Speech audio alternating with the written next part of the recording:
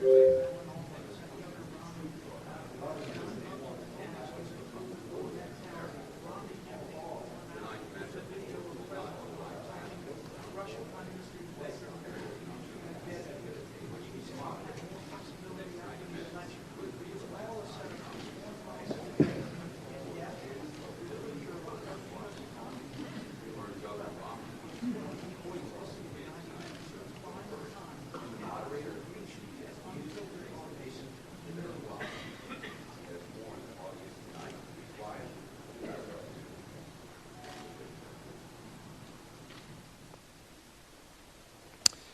Good evening from the campus of Lynn University here in Boca Raton, Florida. This is the fourth and last debate of the 2012 campaign, brought to you by the Commission on Presidential Debates.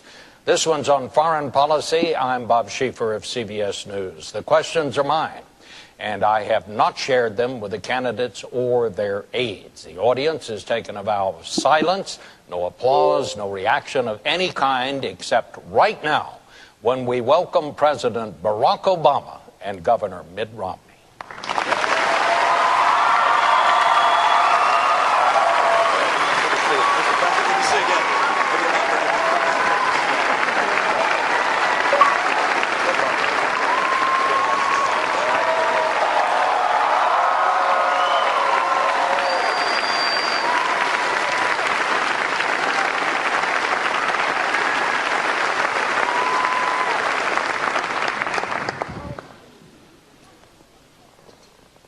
Gentlemen, your campaigns have agreed to certain rules, and they are simple. They've asked me to divide the evening into segments. I'll pose a question at the beginning of each segment. You will each have 2 minutes to respond, and then we will have a general discussion until we move to the next segment.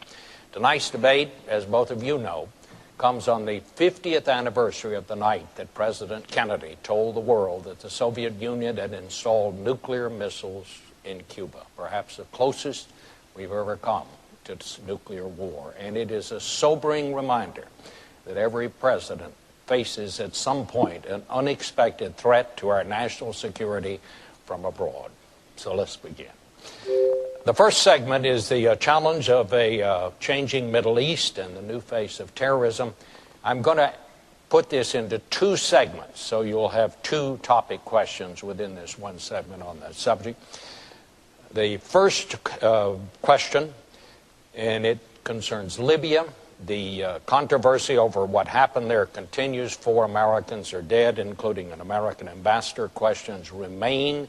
What happened? What caused it? Was it spontaneous? Was it an intelligence failure? Was it a policy failure? Was there an attempt to mislead people about what really happened? Governor Romney, you said this was an example of an American policy in the Middle East that is unraveling before our very eyes. I'd like to hear each of you give your thoughts on that. Governor Romney, you won the toss. You go first. Thank you, Bob, and thank you for agreeing to moderate this debate this evening. Thank you to Lynn University for welcoming us here. And Mr. President, it's good to be with you again. We were together at a humorous event a little earlier, and it's nice to maybe be funny this time, not on purpose. We'll see what happens. This is obviously an area of great concern to the entire world, and to America in particular, which is to see a complete change in the structure and the environment in the Middle East. With the Arab Spring came a great deal of hope that there would be a change towards more moderation, an opportunity for greater participation on the part of women in public life and in economic life in the Middle East. But instead, we've seen in nation after nation a number of disturbing events. Of course, we see in Syria 30,000 civilians having been killed by the military there. We see in Libya an attack apparently by, well, I think we know now, by terrorists of some kind against our people there. 4 people dead. Our hearts and minds go to them. Mali has been taken over, the northern part of Mali, by Al-Qaeda type individuals. We have in Egypt a Muslim Brotherhood president. And so what we're seeing is a pretty dramatic reversal in the kind of hopes we had for that region. And of course, the greatest threat of all is Iran, 4 years closer to a nuclear weapon. And we're going to have to recognize that we have to do as the president's done. I congratulate him on taking out Osama bin Laden and going after the leadership in Al-Qaeda. But we can't kill our way out of this mess.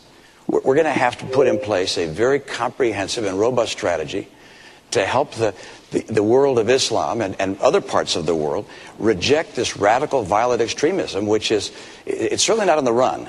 It's certainly not hiding. This is a group that is now involved in 10 or 12 countries, and it presents an enormous threat to our friends, to the world, to America long term, and we must have a comprehensive strategy to help reject this kind of extremism. Mr. President. Well, my first job as Commander-in-Chief, Bob, is to keep the American people safe. and that's what we've done over the last 4 years. We ended the war in Iraq, refocused our attention on those who actually killed us on 9/11. And as a consequence, al-Qaeda's core leadership has been decimated.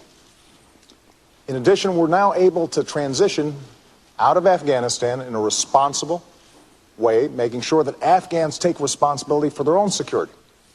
And that allows us also to rebuild alliances and make friends around the world to combat future threats. Now, with respect to Libya, as I indicated in the last debate, when we received that phone call, I immediately made sure that, number one, we did everything we could to secure those Americans who were still in harm's way. Number two, that we would investigate exactly what happened. And number three, most importantly, that we would go after those who killed Americans and we would bring them to justice. And that's exactly what we're going to do. But I think it's important to step back and think about what happened in Libya. And keep in mind that I and Americans took leadership in organizing an international coalition that made sure that we were able to, without putting troops on the ground, at the cost of less than what we spent in 2 weeks in Iraq, liberate a country that had been under the yoke of dictatorship for 40 years, got rid of a despot who had killed Americans. And as a consequence, despite this tragedy, you had tens of thousands of Libyans after the events in Benghazi marching and saying, America is our friend. We stand with them. Now, that represents the opportunity we have to take advantage of. And Governor Romney, I'm glad that you agree that we have been successful in going after al-Qaeda. But I have to tell you that your strategy previously has been one that has been all over the map and is not designed to keep Americans safe or to build on the opportunities that exist in the Middle East. Well, my strategy is pretty straightforward, which is to go after the bad guys, to make sure we do our very best to interrupt them, to kill them, to take them out of the picture. But my strategy is broader than that. That's important, of course. But the key that we're going to have to pursue is a pathway to get the Muslim world to be able to reject extremism on its own. We don't want another Iraq. We don't want another Afghanistan. That's not the right course for us. The right course for us is to make sure that we go after the people who are leaders of these various anti-American groups and these jihadists, but also help the Muslim world. And how do we do that? The group of Arab scholars came together, organized by the UN, to look at how we can help the world reject these terrorists. And the answer they came up with was this: one, more economic development. We should key our foreign aid, our direct foreign investment, and that of our friends. We should coordinate it to make sure that we push back and give them more economic development. Number two, better education. Number three, gender equality. Number four, the rule of law. We have to help these nations create civil societies. But what's been happening over the last couple of years is, as we've watched this tumult in the Middle East, this rising tide of chaos occur, you see al-Qaeda rushing in, you see other jihadist groups rushing in, and they're throughout many nations in the Middle East. It's wonderful that Libya seems to be making some progress despite this terrible tragedy. But next door, of course, we have Egypt. Libya's 6 million population, Egypt 80 million population. We want to make sure that we're seeing progress throughout the Middle East, with Mali now having North Mali taken over by al-Qaeda, with Syria having Assad continuing to assassinate, or to kill, to murder his own people. This is a region in tumult, and of course Iran on the path to a nuclear weapon. We've got real problems in the region. But let's give the president a chance. Governor Romney, I'm glad that you recognize that al-Qaeda is a threat, because a few months ago, when you were asked what's the biggest geopolitical threat facing America, you said Russia. Not al-Qaeda, you said Russia. In the 1980s are now calling to ask for their foreign policy back, because the Cold War's been over for 20 years. But Governor, when it comes to our foreign policy, you seem to want to import the foreign policies of the 1980s, just like the social policies of the 1950s and the economic policies of the 1920s. You say that you're not interested in duplicating what happened in Iraq, but just a few weeks ago you said you think we should have more troops in Iraq right now. And the challenge we have, I know you haven't been in a position to actually execute foreign policy, but every time you've offered an opinion, you've been wrong. You said we should have gone into Iraq, despite the fact that there were no weapons of mass destruction. You said that we should still have troops in Iraq to this day. You indicated that we shouldn't be passing nuclear treaties with Russia, despite the fact that 71 senators, Democrats and Republicans, voted for it. You've said that first we should not have a timeline in Afghanistan. Then you said we should. Now you say maybe, or it depends, which means not only were you wrong, but you were also confusing and sending mixed messages both to our troops and our allies. So what we need to do with respect to the Middle East is strong, steady leadership, not wrong and reckless leadership that is all over the map. And unfortunately, that's the kind of opinions that you've offered throughout this campaign, and it is not a recipe for American strength or keeping America safe over the long I'm term. going to add a couple of minutes here to give you a chance to respond. Well, of course, I don't concur with what the president said about my own record and the things that I've said. They don't happen to be accurate. But I can say this, that we're talking about the Middle East and how to help the Middle East reject the kind of terrorism we're seeing and the rising tide of tumult and confusion. And attacking me is not an agenda.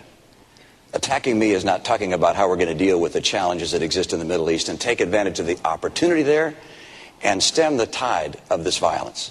But I'll respond to a couple of things you mentioned. First of all, Russia, I indicated, is a geopolitical foe.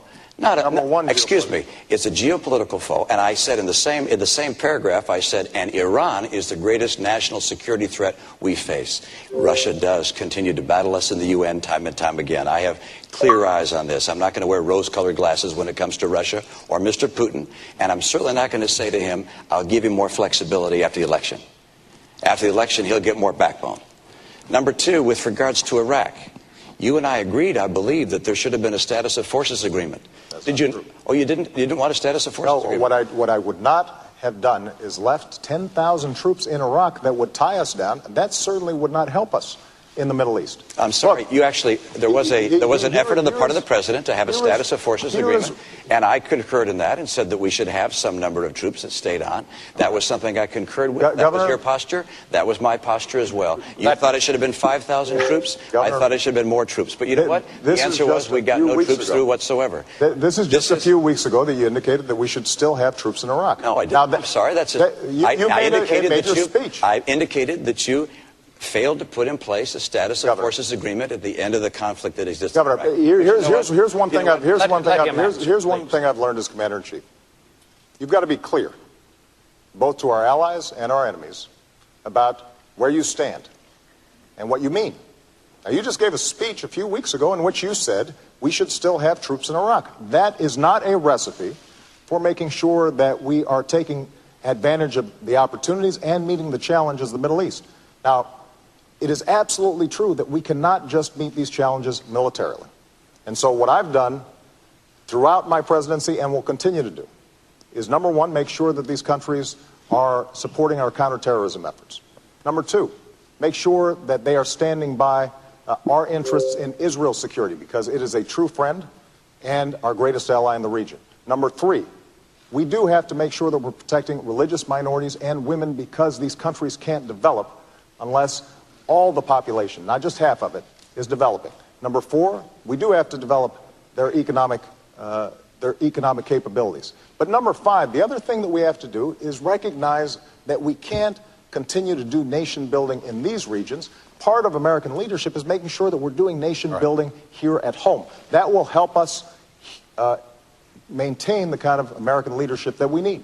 Let me interject the second topic question in this segment about the Middle East and so on, and that is, you both mentioned, alluded to this, and that is Syria.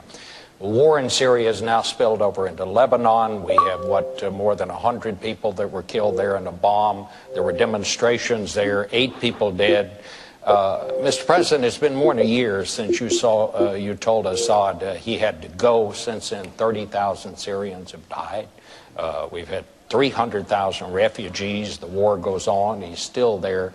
Should we reassess our policy and see if we can find a better way to influence events there, or is that even possible? And it's you go first, sir.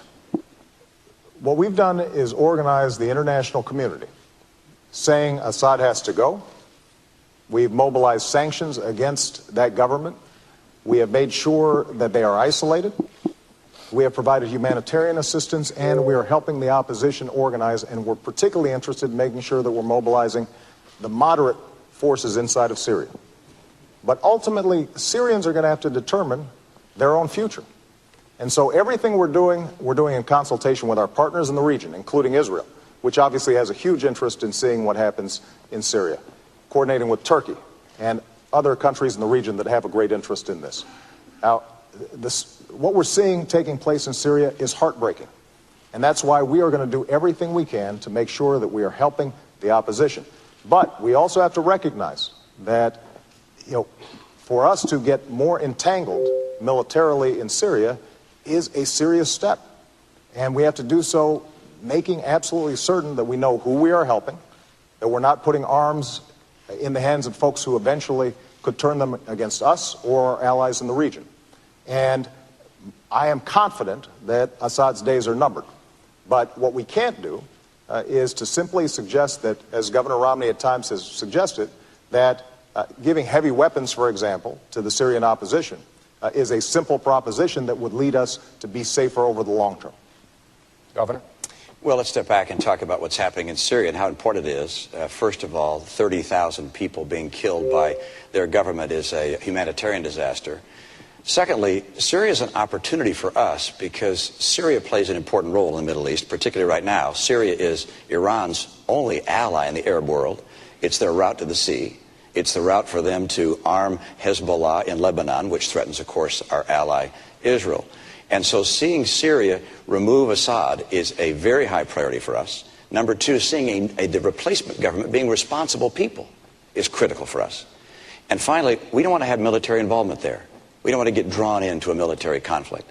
And so the right course for us is working through our partners and with our own resources to identify responsible parties within Syria, organize them, bring them together in a form of if not government, a form of council that can take the lead in Syria, and then make sure they have the arms necessary to defend themselves.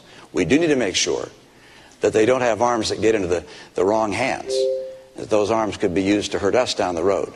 We need to make sure as well that we coordinate this effort with our allies, and particularly with Israel. But the Saudis and the Qatari and the Turks are all very concerned about this. They're willing to work with us. We need to have a very effective leadership effort in Syria, making sure that the insurgents there are armed, and that the insurgents that become armed are people who will be the responsible parties. Recognize, I believe that Assad must go. I believe he will go.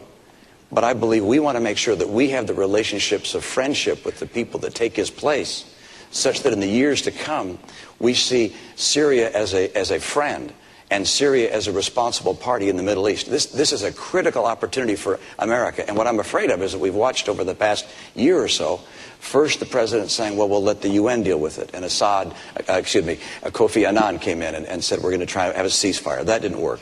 Then it looked to the Russians and said, let's see if you can do something. We should be playing the leadership role there, not on the ground with military. All right. But play the leadership role. We are playing the leadership role.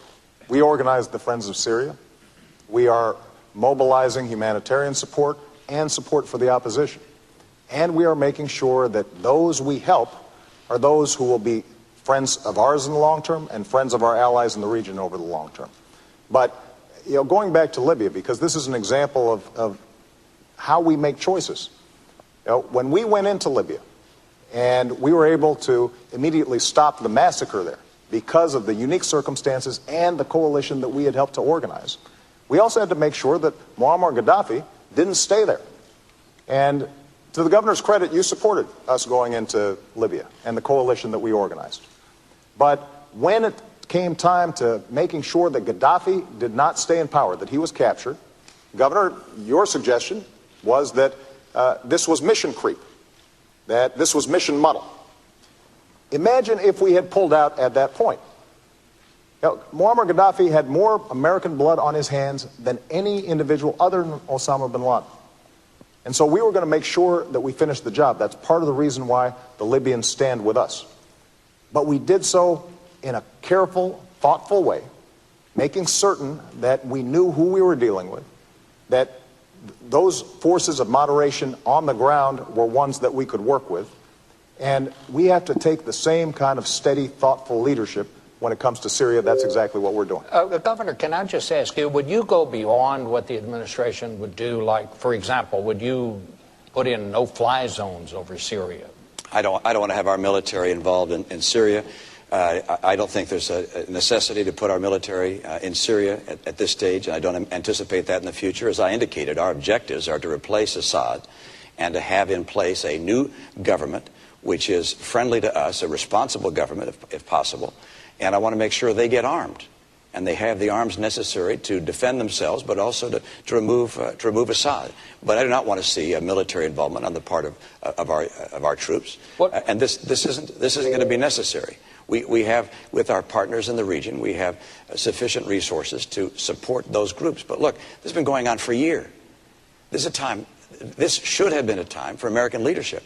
We should have taken a leading role, not militarily, but a leading role organizationally, governmentally, to bring together the parties there, to find responsible parties. As you hear from intelligence sources even today, the insurgents are highly disparate. They haven't come together. They haven't formed a unity group, a council of some kind. That needs to happen. America can help that happen. And we need to make sure they have the arms they need to carry out the very important role, which is getting rid of Assad. Can we get a quick response, Mr. President? Because I want to ask about Egypt. I'll be very quick.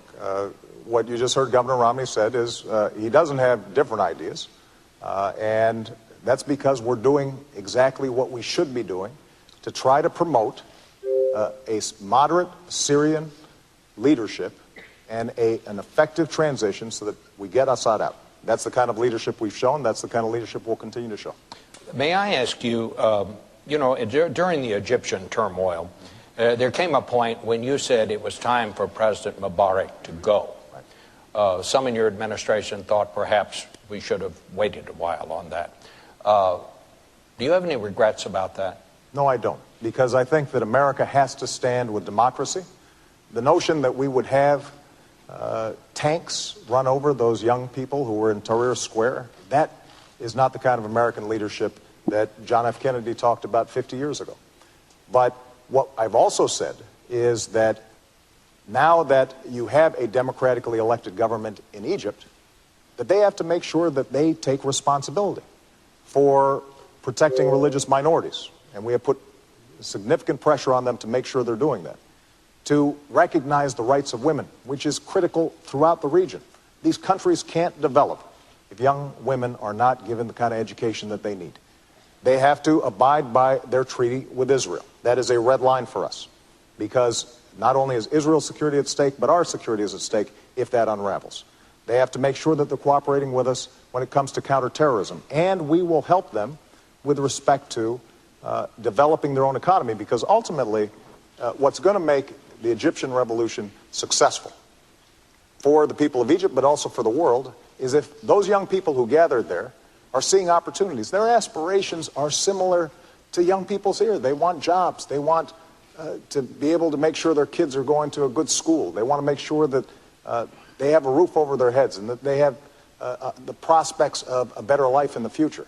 And so one of the things that we've been doing is, for example, organizing entrepreneurship conferences with these Egyptians to give them a sense of how they can start rebuilding their economy in a way that's non-corrupt, that's transparent. But what is also important for us to understand is that for America to be successful in this region, there's some things that we're going to have to do here at home as well. One of the challenges over the last decade is we've done experiments in nation building in places like Iraq and Afghanistan, and we've neglected, for example, developing our own economy, our own energy sectors, our own education system, and it's very hard for us to project leadership around the world when we're not doing what we need to do. Governor Romney, I want to hear your response to that, but I would just ask you, would you have stuck with Mubarak? No, I believe, as the president indicated and said at the time, that I supported his action there. I felt that I wish we'd have had a better vision of the future. I wish that looking back at the beginning of the president's term and even further back than that we'd have recognized that there was a growing energy and passion for freedom in that part of the world, and that we would have worked more aggressively with our friend and with other friends in the region to have them make the transition towards a more representative form of government, such that it didn't explode in the way it did. But once it exploded, I felt the same as the president did, which is these freedom voices in the streets of Egypt, where the people who were speaking of our principles, and President Mubarak had done things which were unimaginable, and the idea of him crushing his people was not something that we could possibly support. Let me step back and talk about what I think our mission has to be in the Middle East, and even more broadly, because our purpose is to make sure the world is peaceful. We want a peaceful planet. We want people to be able to enjoy their lives and know they're going to have a bright and prosperous future and not be at war. That's our purpose. And the mantle of leadership for promoting the principles of peace has fallen to America. We didn't ask for it, but it's an honor that we have it. But for us to be able to promote those principles of peace requires us to be strong. And that begins with a strong economy here at home, and unfortunately, the economy is not stronger. When the president of Iran, Ahmadinejad, says that our debt makes us not a great country, that's a frightening thing. The former chief of the Joint Chiefs of Staff said that, Admiral Mullen, said that our debt is the biggest national security threat we face. We have weakened our economy. We need a strong economy. We need to have as well a strong military. Our military is second to none in the world. We're blessed with terrific soldiers and extraordinary technology and intelligence. But the idea of $1 trillion in cuts through sequestration and budget cuts to the military would change that. We need to have strong allies. Our association and connection with our allies is essential to America's strength. We're the great nation that has allies, 42 allies and friends around the world. And finally, we have to stand by our principles. And if we're strong in each of those things, American influence will grow. But unfortunately, in nowhere in the world is America's influence greater today than it was 4 years ago. All right. And that's because we've become weaker on each of those four dimensions. Perfect. You're going to get a chance to respond to that, because that's a perfect segue into our next segment, and that is, what is America's role in the world? And that is the question.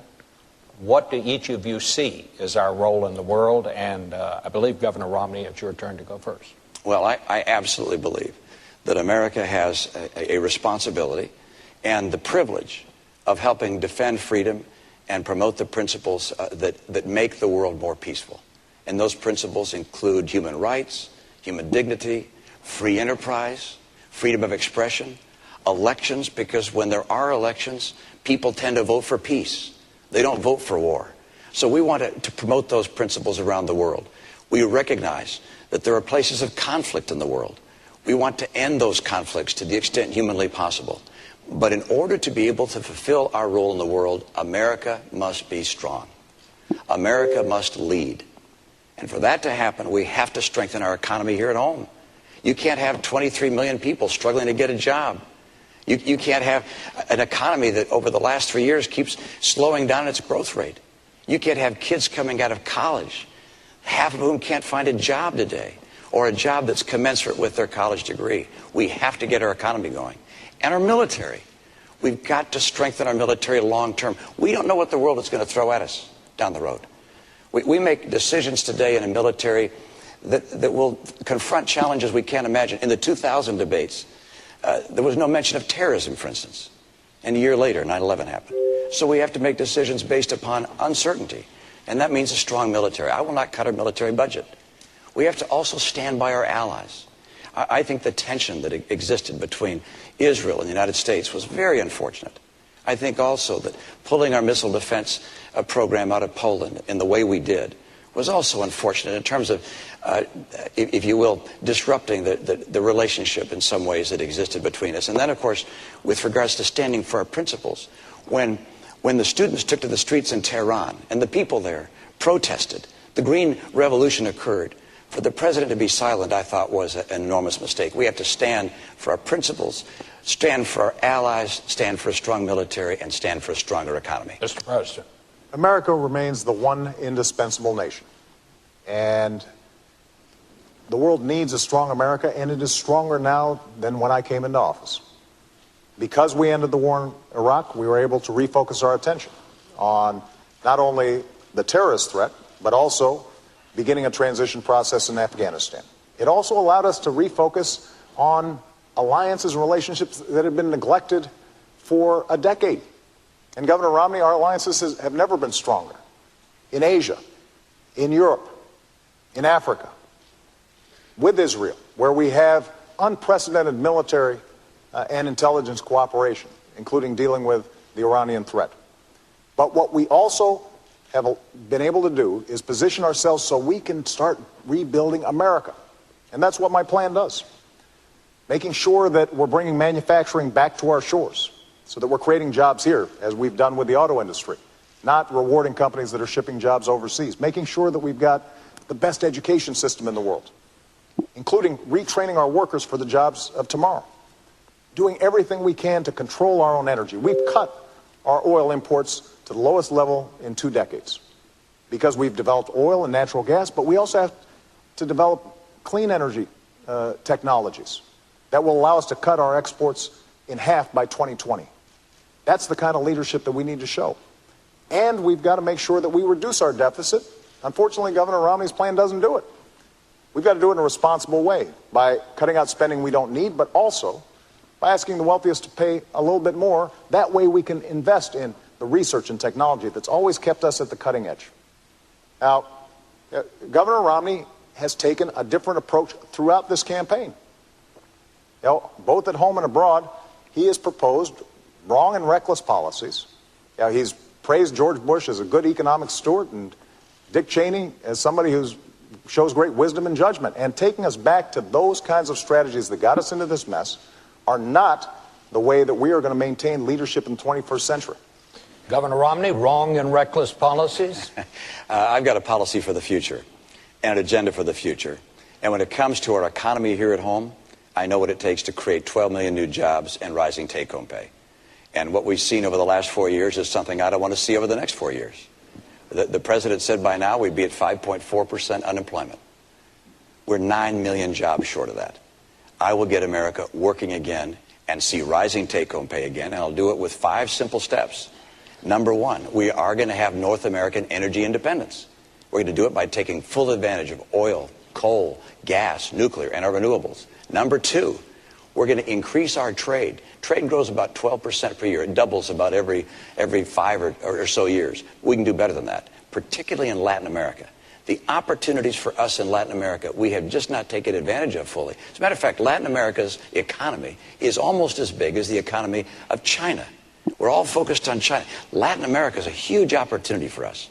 Time zone, language opportunities. Number 3, we're going to have training programs that work for our workers and schools that finally put the parents and the teachers and the kids first, and the teachers' union is going to have to go behind.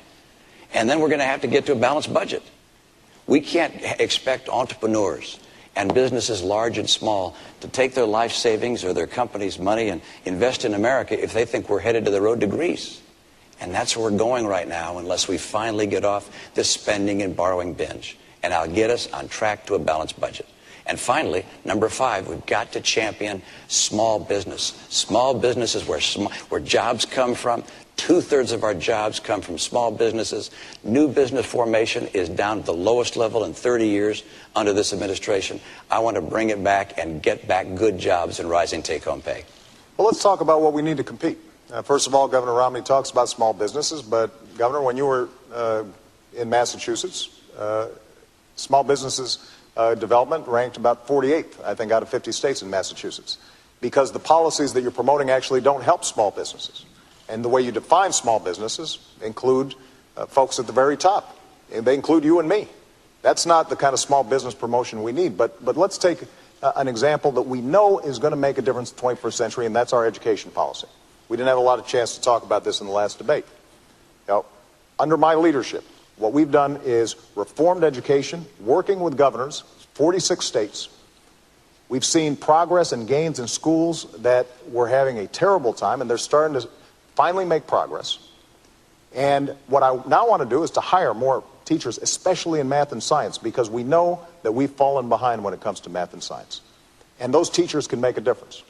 Now, Governor Romney, when you were asked by teachers whether or not this would help the economy grow, you said this isn't going to help the economy grow. When you were asked about reduced class sizes, you said class sizes don't make a difference. But I tell you, if you talk to teachers, they will tell you it does make a difference. And if we've got math teachers who are able to provide the kind of support that they need for our kids, That's what's going to determine whether or not the new businesses are created here, companies are going to locate here, depending on whether we've got the most highly skilled workforce, and the kinds of budget proposals that you've put forward. When we don't ask either you or me to pay a dime more in terms of reducing the deficit, but instead we slash support for education, that's undermining our long-term competitiveness. That is not good for America's position in the world, and the world notices. Let me get back to foreign policy. Can I just get back? Well, I need to speak a moment, if you okay. let me, Bob, just about education, because okay. I'm so proud of the state that I had the chance to be governor of. We have every 2 years tests that look at how well our kids are doing. Fourth graders and eighth graders are tested in English and math. While I was governor, I was proud that our fourth graders came out #1 of all 50 states in English, and then also in math. And our eighth graders, #1 in English, and also in math. First time one state had been #1 in all 4 measures. How do we do that? Well, Republicans and Democrats came together on a bipartisan basis to put in place education principles that focused on having great teachers in the classroom. 10 years and earlier, that was what allowed us to become the &1 state in the nation. But that was 10 years before you took office. Absolutely. And then you cut education spending when you came into office. And we kept our schools #1 in the nation. They're still #1 today. All right. And the principles that we put in place, we also gave kids not just a graduation exam that determined whether they were up to the skills needed to be able to compete, but also if they graduated the top quarter of their class, they got a 4-year tuition-free ride at any Massachusetts public institution of higher learning. That happened before you came into office. That was actually mine, Mr. President. You got that fact wrong. I want to try to shift it because we have heard some of this in the other debates. Governor, you say you want a bigger military. You want a bigger Navy. You don't want to cut defense spending. What I want to ask you, we're talking about financial problems in this country. Where are you going to get the money? Well, let's come back and talk about the military, but all the way through. First of all, I'm going through from the very beginning. We're going to cut about 5% of the discretionary budget, excluding military. That's #1. But can you do this without driving the good news is I'll be happy to have you take a look. Come on our website. You'll look at how we get to a balanced budget within 8 to 10 years. We do it by reducing spending in a whole series of programs. By the way, #1 I get rid of is Obamacare. There are a number of things that sound good, but frankly, we just can't afford them. And that one doesn't sound good, and it's not affordable. So I get rid of that one from day one. To the extent humanly possible, we get that out. We take program after program that we don't absolutely have to have, and we get rid of them. #2, we take some programs that we are going to keep, like Medicaid, which is a program for the poor. We take that health care program for the poor, and we give it to the states to run because states run these programs more efficiently. As a governor, I thought, please, give me this program. Can he do that? I can run this more efficiently than the federal government, and states, by the way, are proving it. States like Arizona, Rhode Island have taken these Medicaid dollars, have shown they can run these programs more cost effectively. So I want to do those two things. It gets us to a balanced budget with 8 to 10 years. Bob, but the military, let's get back to the military, though. Well, that's what I'm trying to find out. Let's talk about the military. You should have answered the first question. Look, Governor Romney's called for $5 trillion of tax cuts that he says he's going to pay for by closing deductions. Now, the math doesn't work, but he continues to claim that he's going to do it. He then wants to spend another $2 trillion on military spending that our military's not asking for. Now, keep in mind that our military spending has gone up every single year that I've been in office. We spend more on our military than the next 10 countries combined. China, Russia, France, the United Kingdom, you name it. Next 10. And what I did was work with our Joint Chiefs of Staff to think about what are we going to need in the future to make sure that we are safe. And that's the budget that we've put forward. But what you can't do is spend $2 trillion in additional military spending that the military is not asking for, $5 trillion on tax cuts. You say that you're going to pay for it by closing loopholes and deductions without naming what those loopholes and deductions are. And then somehow you're also going to deal with the deficit that we've already got. The math simply doesn't work. But when it comes to our military, what we have to think about is not, just budgets. We've got to think about capabilities. We need to be thinking about cybersecurity. We need to be thinking about space. That's exactly what our budget does, but it's driven by strategy. It's not driven by politics. It's not driven by members of Congress and what they would like to see. It's driven by what are we going to need to keep the American people safe. That's exactly what our budget does. And it also then allows us to reduce our deficit, which is a significant national security concern, because we've got to make sure that our economy is strong at home so that we can project military power overseas. Bob, I'm pleased that I balance budgets. I was in the world of business for 25 years. If you didn't balance your budget, you went out of business. I went to the Olympics that was out of balance, and we got it on balance and made a success there. I had the chance to be governor of state. 4 years in a row, Democrats and Republicans came together to balance the budget. We cut taxes 19 times, balanced our budget. The president hasn't balanced a budget yet. I expect to have the opportunity to do so myself. All right. I'm going to be able to balance the budget. Let's talk about military spending. And that's this. About 30 seconds. Our Navy is older, our Navy is smaller now than any time since 1917. The Navy said they needed 313 ships to carry out their mission. We're now down to 285. We're headed down to the low 200s if we go through with sequestration.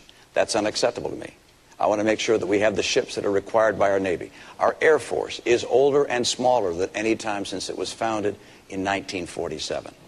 We've changed for the first time since FDR. Since FDR, we've always had the strategy of saying we could fight in 2 conflicts at once. Now we're changing to 1 conflict. Look, this, in my view, is the highest responsibility of the President of the United States, which is to maintain the safety of the American people. And I will not cut our military budget by $1 trillion, which is the combination of the budget cuts that the President has, as well as the sequestration cuts. That, in my view, is making our future less certain and less secure. Bob, I just need to comment on this. First of all, the sequester is not something that I proposed. It's something that Congress has proposed. It will not happen. The budget that we're talking about is not reducing our military spending. It's maintaining it. But I think Governor Romney maybe hasn't spent enough time looking at how our military works. You mentioned the Navy, for example, and that we have fewer ships than we did in 1916.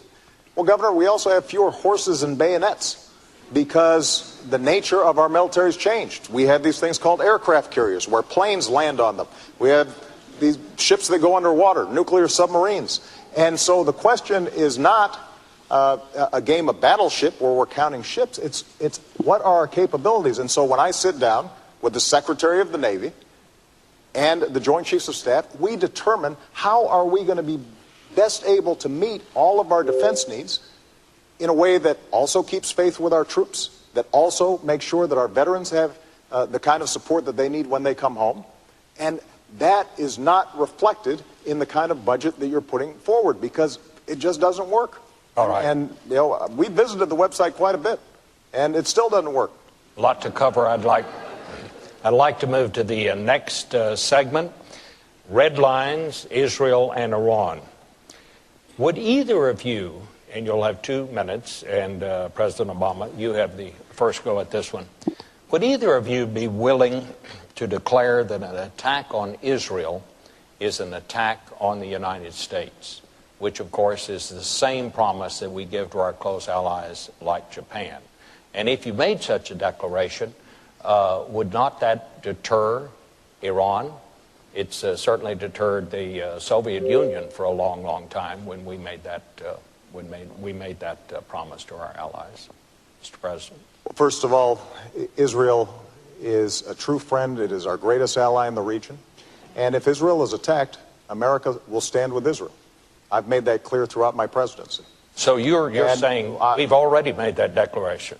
I will stand with Israel if they are attacked. And this is the reason why, working with Israel, we have created the strongest military and intelligence cooperation between our 2 countries in history. In fact, this week, we'll be carrying out the largest military exercise with Israel in history, this very week. But to the issue of Iran, as long as I'm President of the United States, Iran will not get a nuclear weapon. I made that clear when I came into office. We then organized the strongest coalition and the strongest sanctions against Iran in history, and it is crippling their economy. Their currency has dropped 80%. Their oil production has plunged to the lowest level since they were fighting a war with Iraq 20 years ago. So their economy is in a shambles. And the reason we did this is because a nuclear Iran is a threat to our national security, and it's a threat to Israel's national security. We cannot afford to have a nuclear arms race in the most volatile region of the world. Iran's a state sponsor of terrorism, and for them to be able to provide nuclear technology to non-state actors, that's unacceptable. And they have said that they want to see Israel wiped off the map. So the work that we've done with respect to sanctions now offers Iran a choice. They can take the diplomatic route and end their nuclear program, or they will have to face a united world and a United States president, me, who said we're not going to take any options off the table.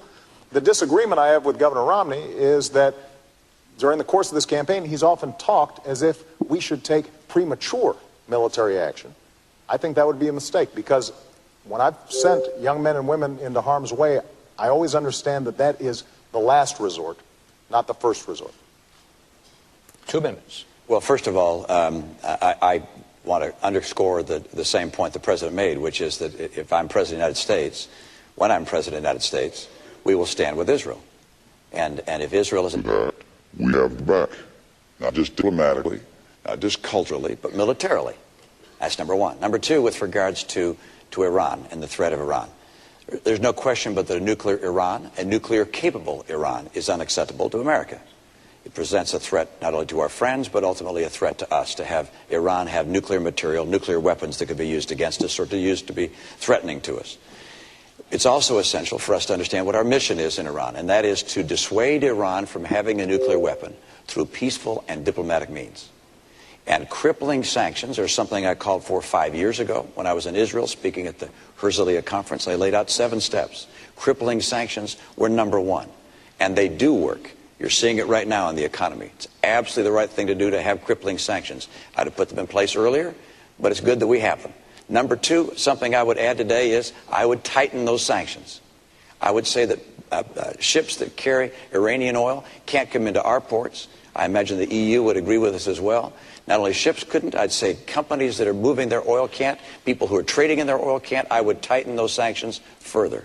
Secondly, I'd take on diplomatic isolation efforts. I'd make sure that Ahmadinejad is indicted under the Genocide Convention. His words amount to genocide incitation. I would indict him for it. I would also make sure that their diplomats are treated like the pariah they are around the world, the same way we treated the apartheid diplomats of South Africa. We need to increase pressure time and time again on Iran, because anything other than a solution to this which stops this nuclear folly of theirs is unacceptable to America. And of course, a military action is the last resort. It is something one would only consider if all of the other avenues had been tried to their full extent. Let me ask both of you. As you know, there are reports that Iran and the United States, as part of an international group, have agreed in principle to talks about Iran's nuclear program. What is the deal, if there are such talks? What is the deal that you would accept, Mr. President? Well, first of all, those are reports in the newspaper. They are not true. But our goal is to get Iran to recognize it needs to give up its nuclear program and abide by the UN resolutions that have been in place, because they have the opportunity to re-enter the community of nations. And we would welcome that. There are people in Iran who have the same aspirations as people all around the world for a better life. And we hope that their leadership takes the right decision. But the deal we'll accept is they end their nuclear program. It's very straightforward. And I'm glad that Governor Romney agrees with the steps that we're taking.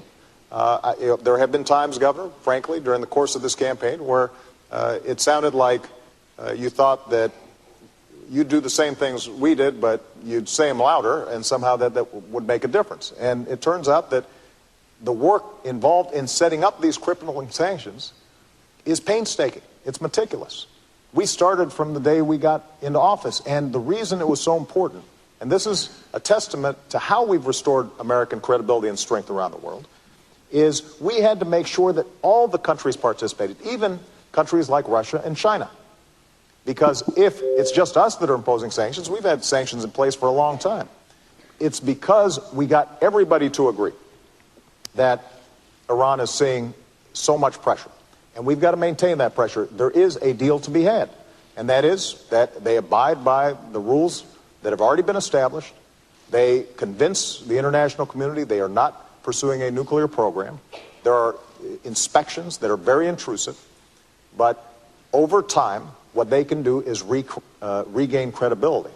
In the meantime, though, we're not going to let up the pressure until we have clear evidence that takes place. And one last thing, just to make this point. The clock is ticking. We're not going to allow Iran to perpetually engage in negotiations that lead nowhere. And I've been very clear to them. Because of the intelligence coordination that we do with a range of countries, including Israel, we have a sense of when they would get breakout capacity, which means that we would not be able to intervene in time to stop their nuclear program. And that clock is ticking. And we're going to make sure that if they do not meet the demands of the international community, then we are going to take all options necessary to make sure they don't have a nuclear weapon. Governor. I think from the very beginning, one of the challenges we've had with Iran is that they have looked at this administration and felt that the administration was not as strong as it needed to be. I think they saw weakness where they had expected to find American strength. And I say that because from the very beginning, the president in his campaign some 4 years ago said he'd meet with all the world's worst actors in his first year. He'd sit down with Chavez and Kim Jong-il, with Castro, and with President Ahmadinejad of Iran. And I think they looked and thought, well, that's an unusual honor to receive from the President of the United States. And then the President began what I've called an apology tour of going to various nations in the Middle East and criticizing America. I think they looked at that and saw weakness. Then when there were dissidents in the streets of Tehran, a green revolution, holding signs saying, "Is America with us?" the President was silent. I think they noticed that as well. And I think that when the President said he was going to create daylight between ourselves and Israel, that they noticed that as well. All of these things suggested, I think, to the Iranian mullahs that, hey, we can keep on pushing along here. We can keep talks going on, but we're just going to keep on spinning centrifuges. Now there are some 10,000 centrifuges spinning uranium, preparing to create a nuclear threat to the United States and to the world. That's unacceptable for us, and it's essential for a president to show strength from the very beginning, to make it very clear what is acceptable and not acceptable. And an Iranian nuclear program is not acceptable to us. They must not develop nuclear capability. And the way to make sure they understand that is by having from the very beginning the tightest sanctions possible. They need to be tightened. Our diplomatic isolation needs to be tougher. We need to indict Ahmadinejad. We need to put the pressure on them as hard as we possibly can. Because if we do that, we won't have to take the military action. Bob, let me just respond. Nothing Governor Romney just said is true. Starting with this notion of me apologizing. This has been probably the biggest whopper that's been told during the course of this campaign. And every fact checker and every reporter who's looked at it, Governor has said this is not true. And when it comes to tightening sanctions, look, as I said before, we've put in the toughest, most crippling sanctions ever. And the fact is, while we were coordinating an international coalition to make sure these sanctions were effective, you were still invested in a Chinese state oil company that was doing business with the Iranian oil sector. So I'll let the American people decide, judge, who's going to be more effective and more credible when it comes to imposing crippling sanctions. And with respect to our attitude about the Iranian Revolution, I was very clear about the murderous activities that had taken place, and that was contrary to international law and everything that civilized people stand for. And so the strength that we have shown in Iran is shown by the fact that we've been able to mobilize the world. When I came into office, the world was divided. Iran was resurgent. Iran is at its weakest point economically, strategically, militarily than in many years. And we are going to continue to keep the pressure on to make sure that they do not get a nuclear weapon. That's in America's national interest, and that will be the case so long as I'm president. We're 4 years closer to a nuclear Iran. We're 4 years closer to a nuclear Iran. And we should not have wasted these 4 years to the extent they've continued to be able to spin these centrifuges and get that much closer. That's number one. Number two, Mr. President, the reason I call it an apology tour is because you went to the Middle East and you flew to Egypt and to Saudi Arabia and to Turkey and Iraq. And by the way, you skipped Israel, our closest friend in the region. But you went to the other nations. And by the way, they noticed that you skipped Israel. And then in those nations, and on Arabic TV, you said that America had been dismissive and derisive. You said that on occasion, America had dictated to other nations. Mr. President, America has not dictated to other nations. We have freed other nations from dictators. Let me respond. If we're going to talk about trips that we've taken, when I was a candidate for office, first trip I took was to visit our troops. And when I went to Israel as a candidate, I didn't take donors. I didn't attend fundraisers. I went to Yad Vashem, the Holocaust Museum there, to remind myself the nature of evil and why our bond with Israel will be unbreakable. And then I went down to the border towns of Sderot, which had experienced missiles raining down from Hamas. And I saw families there who showed me where missiles had come down near their children's bedrooms. And I was reminded of what that would mean if those were my kids. Which is why, as president, we funded an Iron Dome program to stop those missiles. So that's how I've used my travels, when I travel to Israel and when I travel to the region. And the central question at this point is going to be, who's going to be credible to all parties involved? And they can look at my track record, whether it's Iran sanctions, whether it's dealing with counterterrorism, whether it's supporting democracy, whether it's supporting women's rights, whether it's supporting religious minorities, and they can say that the President of the United States and the United States of America has stood on the right side of history. And that kind of credibility is precisely why we've been able to show leadership on a wide range of issues facing the world right now. What if the Prime Minister of Israel called you on the phone and said, our bombers are on the way, we're going to bomb Iran? What do you say? Bob, let's not go into hypotheticals of that nature. Our relationship with Israel, my relationship with the Prime Minister of Israel is such that we would not get a call saying our bombers are on the way or their fighters are on the way. This is the kind of thing that would have been discussed and thoroughly evaluated well before that kind of so last you minute. say it just wouldn't happen. That's okay. Well, let's see what. Let me come back. Let's come back and go back to what the president was speaking about, which is what's happening in the world, and the president's statement that things are going so well. Look, I look at what's happening around the world, and I see Iran 4 years closer to a bomb. I see the Middle East with a rising tide of violence, chaos, tumult. I see jihadists continuing to spread. Whether they're rising or just about the same level, hard to precisely measure, but it's clear they're there. They're very, very strong. I see Syria with 30,000 civilians dead.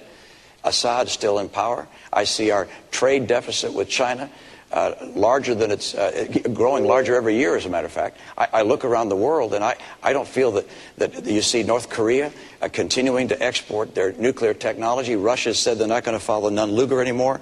They're back away from nuclear proliferation treaties that we had with them. I look around the world. I don't see our influence growing around the world. I see our influence receding, in part because of the failure of the president to deal with our economic challenges at home, in part because of our withdrawal from our commitment to our military in the way I think it ought to be, in part because of the turmoil with Israel. I mean, the president received a letter from 38 Democrat senators saying the tensions with Israel were a real problem. They asked him, please repair the tension. Democrat senators, please repair the damage in his own party. Governor, the problem is that on a whole range of issues, whether it's the Middle East, whether it's Afghanistan, whether it's Iraq, whether it's now Iran, you've been all over the map. I mean, I'm pleased that you now are endorsing our policy of applying diplomatic pressure and potentially having bilateral discussions with the Iranians to end their nuclear program. But just a few years ago, you said that's something you'd never do. In the same way that you initially opposed a timetable in Afghanistan. Now you're for it, although it depends. In the same way that you say you would have ended the war in Iraq, but recently gave a speech saying that we should have 20,000 more folks in there. The same way that you said that it was mission creep to go after Gaddafi. When it comes to going after Osama bin Laden, you said, well, any president would make that call. But when you were a candidate in 2008, as I was, and I said if I got bin Laden in our sights, I would take that shot, you said we shouldn't move heaven and earth to get one man. And you said we should ask Pakistan for permission.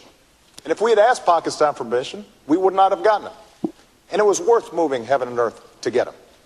You know, after we killed bin Laden, I was at Ground Zero for a memorial and talked to a young woman who was 4 years old when 9/11 happened. And the last conversation she had with her father was him calling from the Twin Towers, saying, Peyton, I love you and I will always watch over you. And for the next decade, she was haunted by that conversation. And she said to me, you know, by finally getting bin Laden, that brought some closure to me.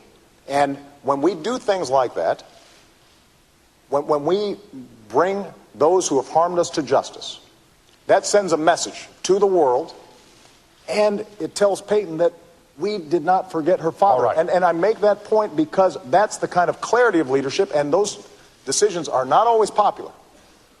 Those decisions generally are not poll tested. And even some in my own party, including my current vice president, had the same critique as you did. But what the American people understand is that I look at what we need to get done to keep the American people safe and to move our interests forward, and I make those decisions. All right.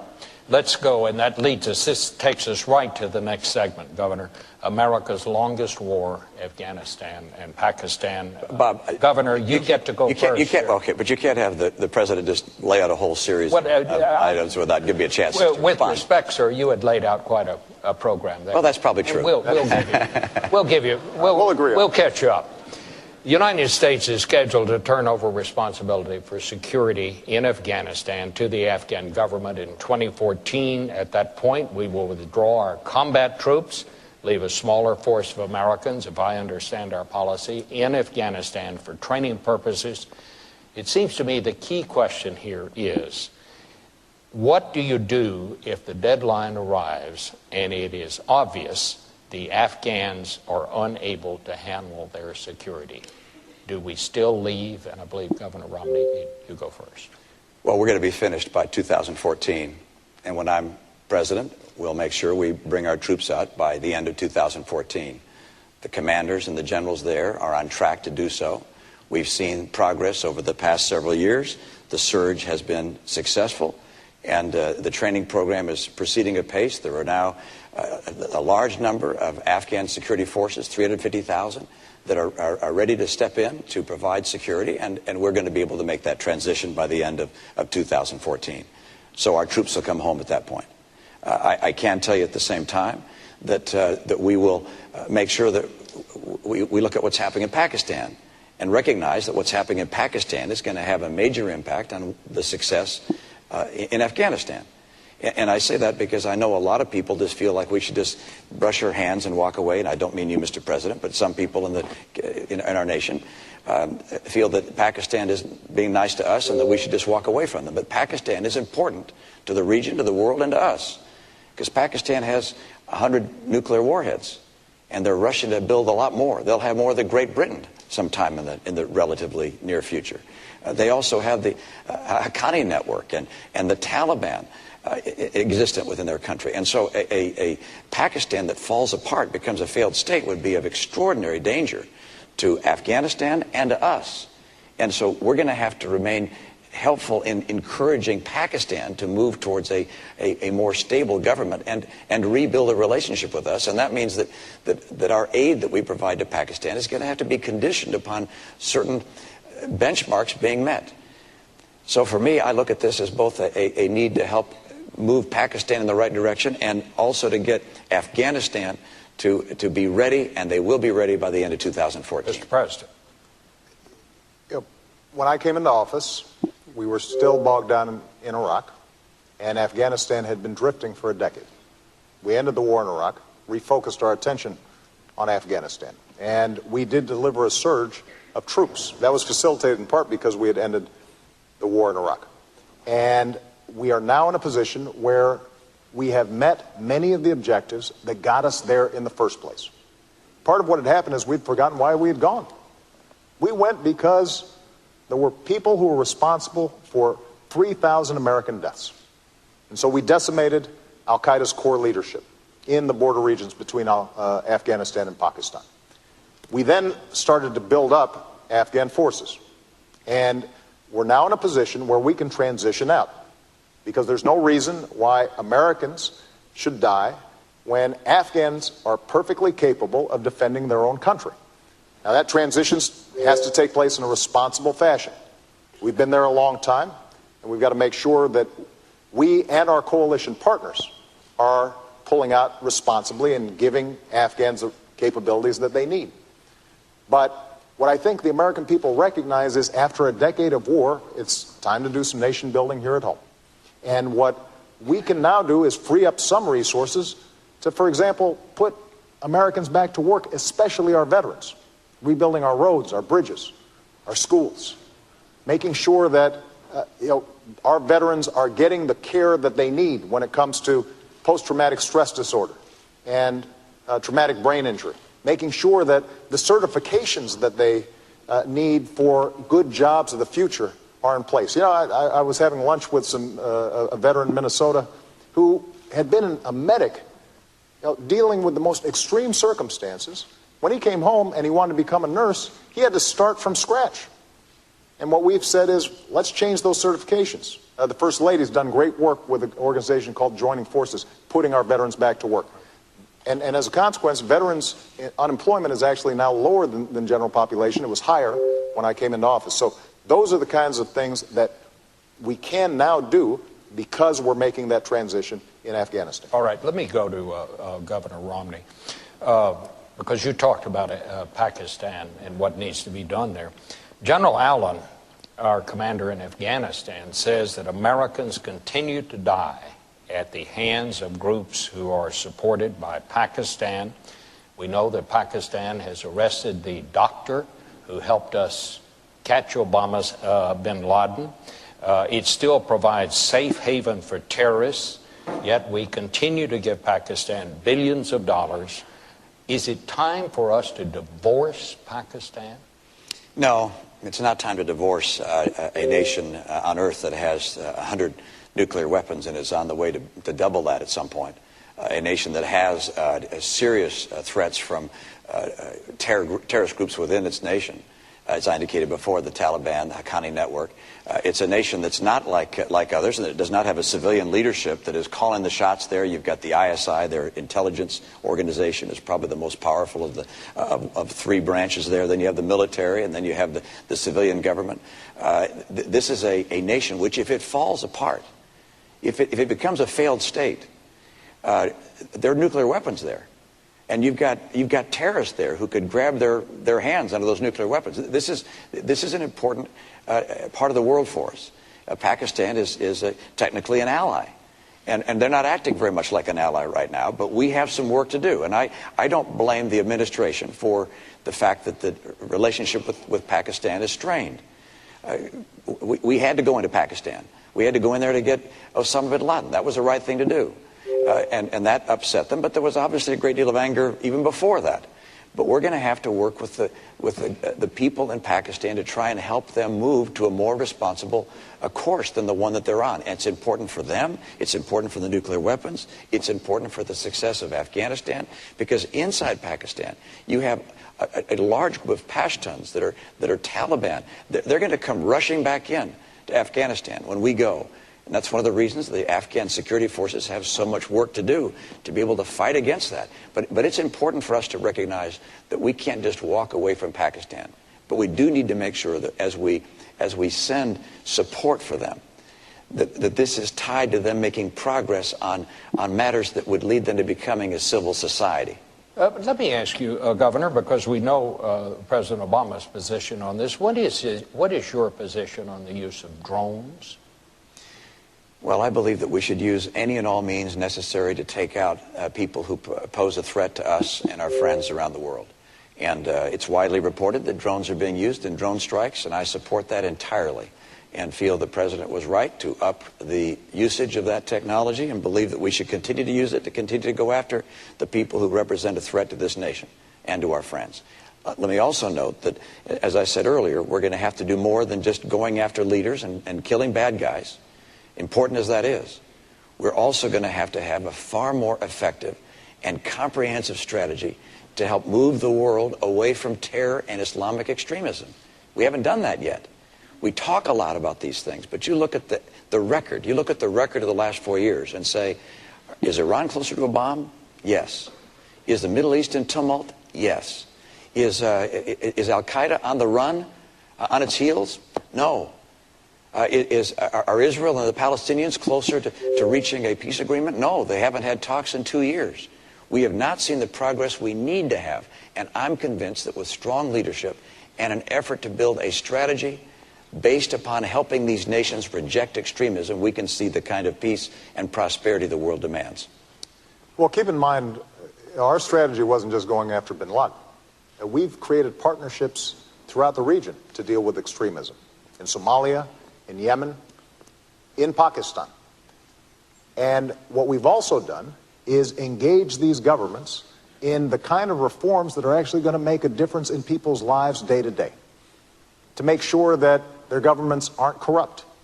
To make sure that they are treating women with the kind of respect and dignity that every nation that succeeds has shown. And to make sure that they've got a free market system that works. So across the board, we are engaging them in building capacity in these countries, and we have stood on the side of democracy.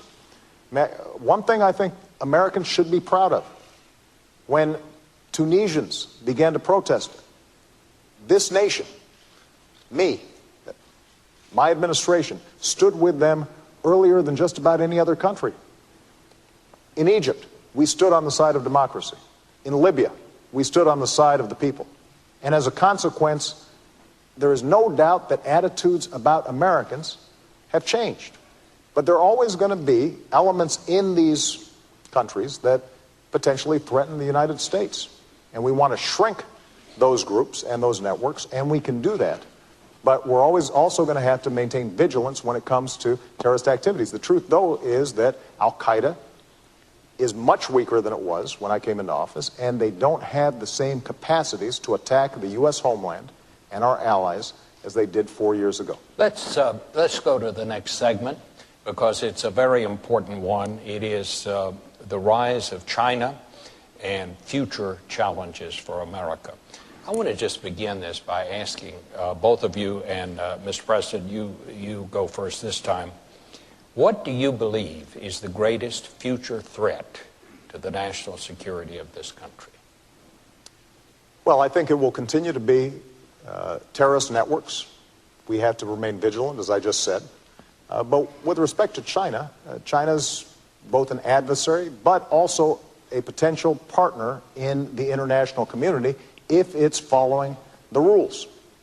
So my attitude coming into office was that we are going to insist that China plays by the same rules as everybody else. And I know Americans had seen jobs being shipped overseas, businesses and workers not getting a level playing field when it came to trade. And that's the reason why I set up a trade task force to go after cheaters when it came to international trade.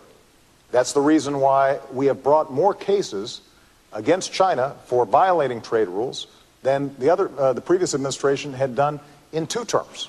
And we've won just about every case that we filed that has been decided. In fact, just recently, steel workers in Ohio and throughout the Midwest, Pennsylvania, are in a position now to sell steel to China because we won that case. We had a tire case in which they were flooding us with cheap domestic tires or cheap Chinese tires. And we put a stop to it. and as a consequence, save jobs throughout America. I have to say that Governor Romney criticized me for being too tough in that tire case. Said this wouldn't be good for American workers and that it would be protectionist. But I tell you, those workers don't feel that way. They feel as if they had finally an administration who was going to take this issue seriously. Over the long term, in order for us to compete with China, we've also got to make sure, though, that we're taking care of business here at home. If we don't have the best education system in the world, if we don't continue to put money into research and technology that will allow us to create great businesses here in the United States, that's how we lose the competition. And unfortunately, Governor Romney's budget and his proposals would not allow us to make those investments. All right. Governor. Well, first of all, it's not government that makes business successful. It's not government investments that make businesses grow and hire people. Let me also note that the greatest threat that the world faces, the greatest national security threat, is a nuclear Iran. Let's talk about China. China has an interest that's very much like ours in one respect, and that is they want a stable world. They don't want war. They don't want to see protectionism. They don't want to see the world break out into various forms of chaos, because they have to manufacture goods and put people to work. They have about 20 million people coming out of the farms every year, coming into the cities, needing jobs. So they want the economy to work and the world to be free and open. And so we can be a partner with China. We don't have to be an adversary in any way, shape, or form. We can work with them. We can collaborate with them if they're willing to be responsible. Now, they look at us and say, is it a good idea to be with America? How strong are we going to be? How strong is our economy? They look at the fact that we owe them $1 trillion and owe other people $16 trillion in total, including them. They look at our decision to cut back on our military capabilities. $1 trillion. The Secretary of Defense called these $1 trillion of cuts to our military devastating. It's not my term. It's the President's own Secretary of Defense called them devastating. They look at America's commitments around the world, and they see what's happening, and they say, well, okay, is America going to be strong? And the answer is yes. If I'm president, America will be very strong. We'll also make sure that we have trade relations with China that work for us. I've watched year in and year out as companies have shut down and people have lost their jobs because China has not played by the same rules, in part by holding down artificially the value of their currency. It holds down the prices of their goods. It means our goods aren't as competitive, and we lose jobs. That's got to end. They're making some progress. They need to make more. That's why on day one I will label them a currency manipulator, which allows us to apply tariffs where they're taking jobs. They're stealing our intellectual property, our patents, our designs, our technology, hacking into our computers, counterfeiting our goods. They have to understand, we want to trade with them. We want a world that's stable. We like free enterprise, but you've got to play by the rules. Well, Governor, let me just ask you, if you declare them a currency manipulator on day one, some people are saying you're just going to start a trade war with China on day one. Isn't there a risk that that could happen? Well, they sell us about this much stuff every year, and we sell them about this much stuff every year. So it's pretty clear who doesn't want a trade war. And there's one going on right now, which we don't know about. It's a silent one, and they're winning.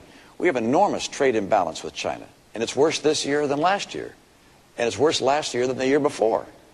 And so we have to understand that we can't just surrender and lose jobs year in and year out. We have to say to our friends in China, look, you guys are playing aggressively. We understand it, but this can't keep on going. You can't keep on holding down the value of your currency, stealing our intellectual property, counterfeiting our products, selling them around the world, even into the United States. I was with one company that makes valves in process industries. And they said, look, we were having some valves coming in that were broken, and we had to repair them under warranty. And we looked them up, and they had our serial number on them. And then we noticed that there was more than one with that same serial number. There were counterfeit products being made overseas with the same serial number as a U.S. company, the same packaging. These were being sold into our market and around the world as if they were made by the U.S. competitor. This can't go on. I want a great relationship with China. China can be our partner. But that doesn't mean they can just roll all over us and steal our jobs on an unfair basis. Well, Governor Romney is right. You are familiar with jobs being shipped overseas because you invested in companies that were shipping jobs overseas. And, you're right. I mean, that's how our free market works. But I've made a different bet on American workers. If we had taken your advice, Governor Romney, about our auto industry, we'd be buying cars from China instead of selling cars to China.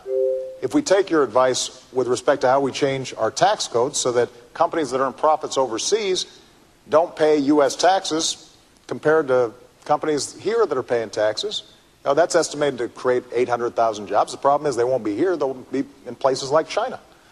And if we're not making investments in education and basic research, which is not something that the private sector is doing at a sufficient pace right now and has never done, then we will lose the lead in things like clean energy technology.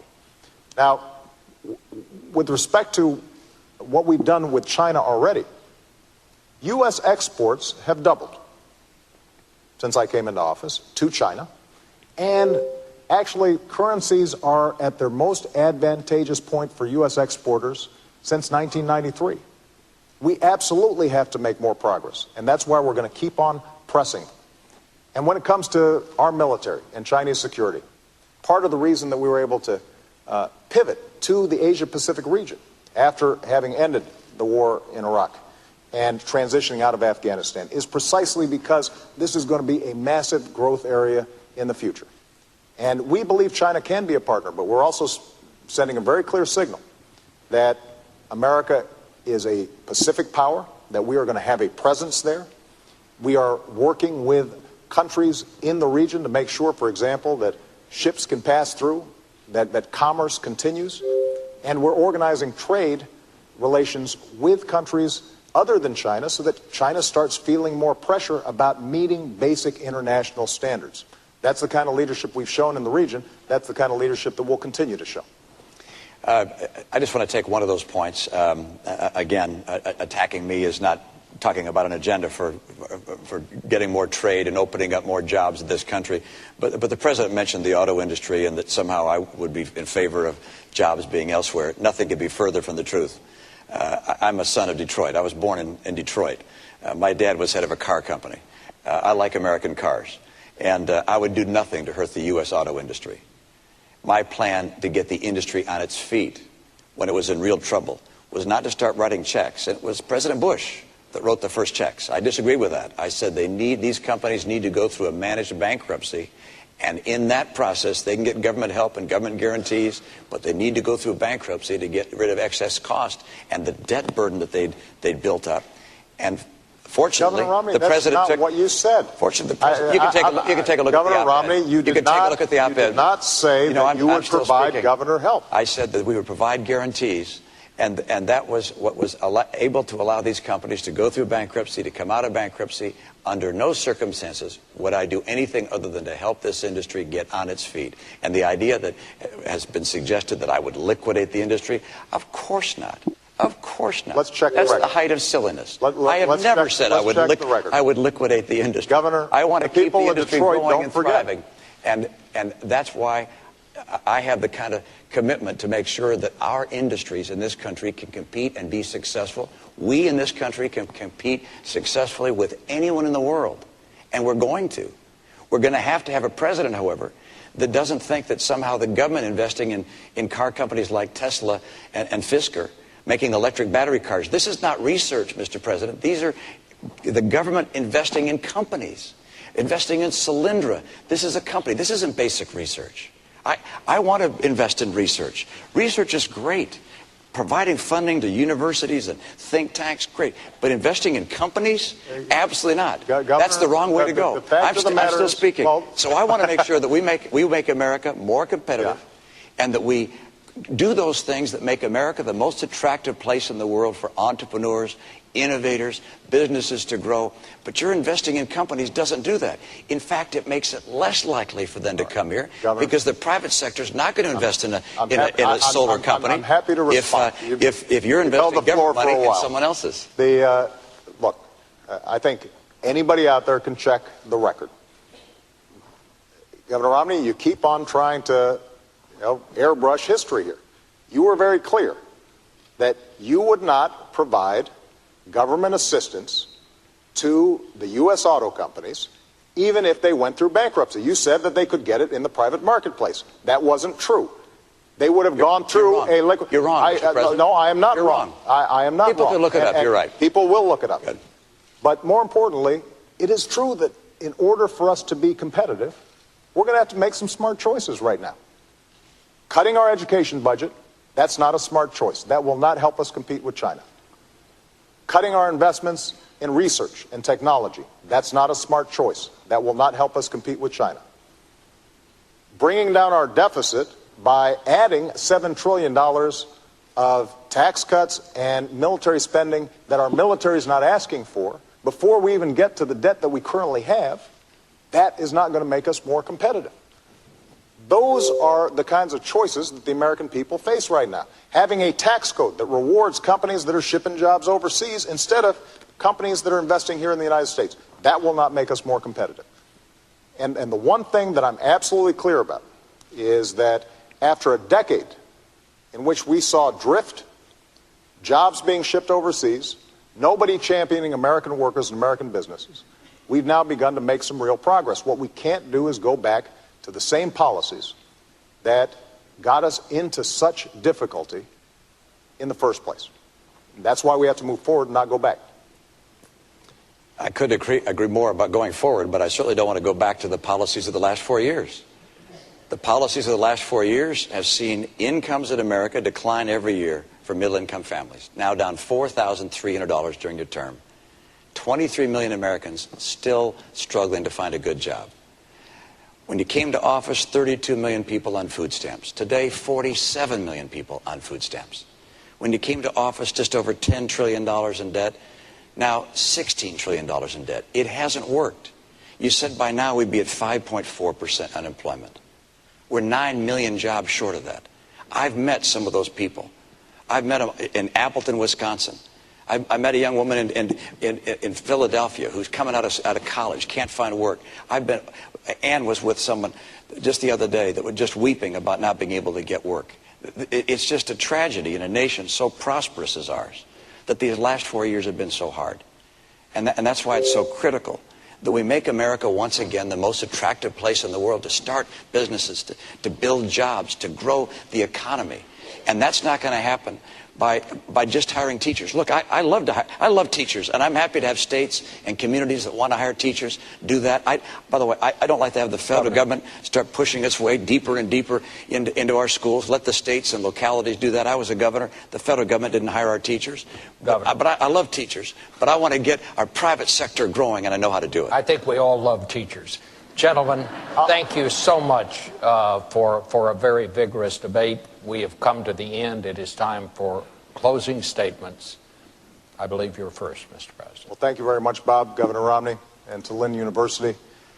You've now heard 3 debates, months of campaigning, and way too many TV commercials.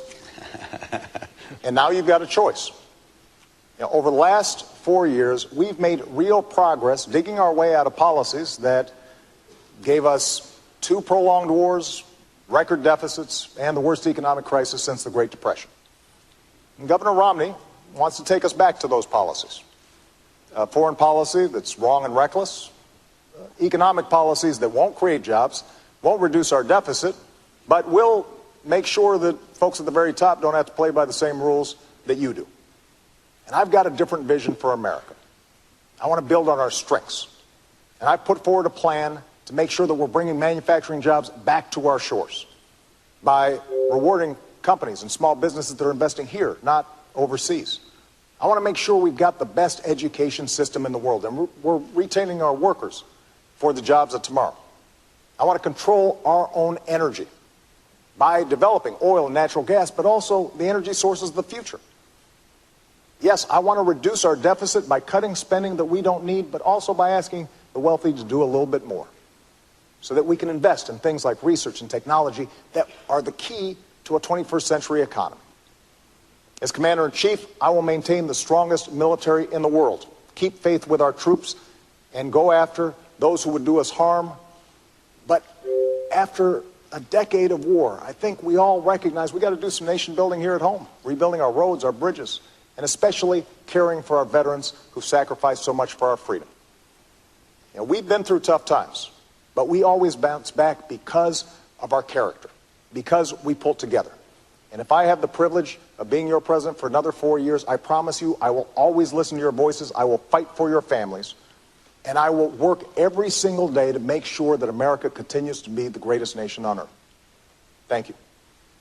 Governor. Thank you, Bob, Mr. President, folks at Lynn University. Good to be with you. I'm optimistic about the future. I'm excited about our prospects as a nation. I want to see peace. I want to see growing peace in this country. It's our objective. We have an opportunity to have real leadership. America is going to have that kind of leadership and continue to promote principles of peace that will make a world a safer place and make people in this country more confident that their future is secure. I also want to make sure that we get this economy going. And there are two very different paths the country can take.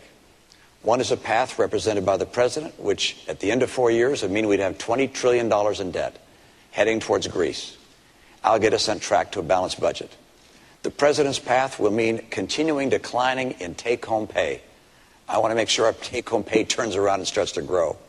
The president's path means 20 million people out of work, struggling for a good job. I'll get people back to work with 12 million new jobs. I'm going to make sure that we get people off of food stamps, not by cutting the program, but by getting them good jobs. America's going to come back, and for that to happen, we're going to have a president who can work across the aisle. I was in a state where my legislature was 87% Democrat. I learned how to get along on the other side of the aisle. We've got to do that in Washington. Washington is broken. I know what it takes to get this country back, and we'll work with good Democrats and good Republicans to do that. This nation is the hope of the earth. We've been blessed by having a nation that's free and prosperous thanks to the contributions of the greatest generation. They've held a torch for the world to see, a torch of freedom and hope and opportunity. Now it's our turn to take that torch. I'm convinced we'll do it. We need strong leadership. I'd like to be that leader with your support. I'll work with you. I'll lead you in an open and honest way.